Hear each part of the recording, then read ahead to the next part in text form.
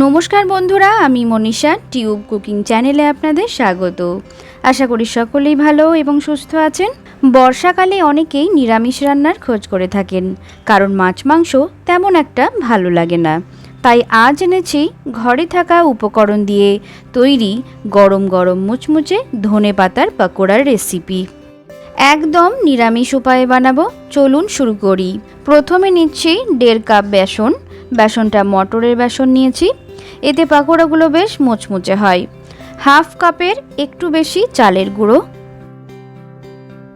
1/2 কাপের একটু কম কর্নফ্লাওয়ার,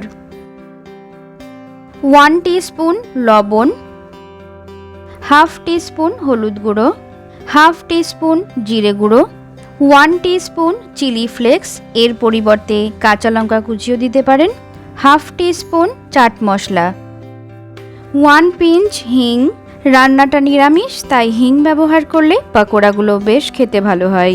সামান্য কালো জিরে দিচ্ছি, 1 চা চামচ পোস্তর দানা, স্বাদটাকে ব্যালেন্স করার জন্য সামান্য চিনি।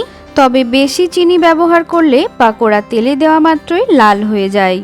ভালো করে সব কিছু মিশিয়ে নিচ্ছি। এরপর ধনেপাতা কুচি দেব।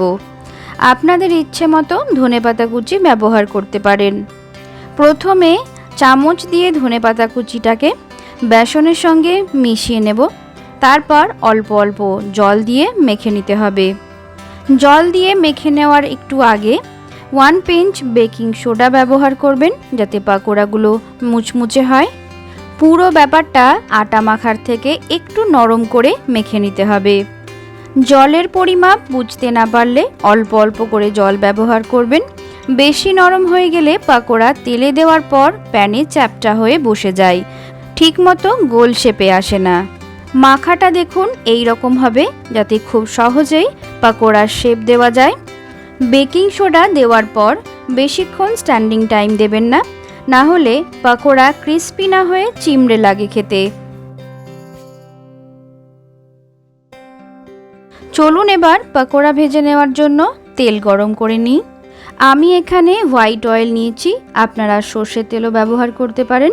আপনাদের পছন্দ মতো সাইজের পকোড়া বানাতে পারেন। আমি একদম ছোট ছোট সাইজের পকোড়া বানাচ্ছি, তাড়াতাড়ি ভাজাও হয় এবং খেতেও বেশ মুচমুচে লাগে। পকোড়া বানাতে এতটাই সহজ যে 20 মিনিটের মধ্যেই রান্নার জোগাড় এবং পকোড়া ভাজা সবই কমপ্লিট হয়ে যায়। এই সময় গ্যাসের ফ্লেমটাকে মিডিয়ামে রাখবেন, তাহলে ঠিকঠাক ভাজা যাবে। বন্ধুরা, আমার রান্নাগুলো আপনাদের কেমন লাগছে অবশ্যই কমেন্ট বক্সে কমেন্ট করে জানাবেন। ভালো লাগলে লাইক, শেয়ার এবং সাবস্ক্রাইব করার অনুরোধ রইল।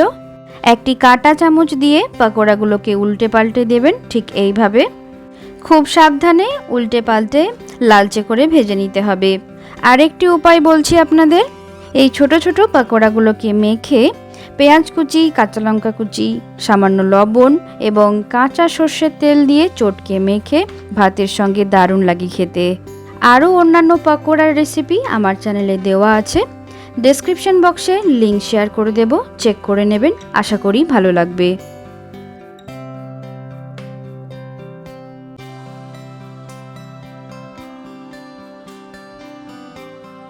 সব পকোড়া ভাজা হয়ে গেছে, এবার একটি প্লেটে তুলে নিচ্ছি।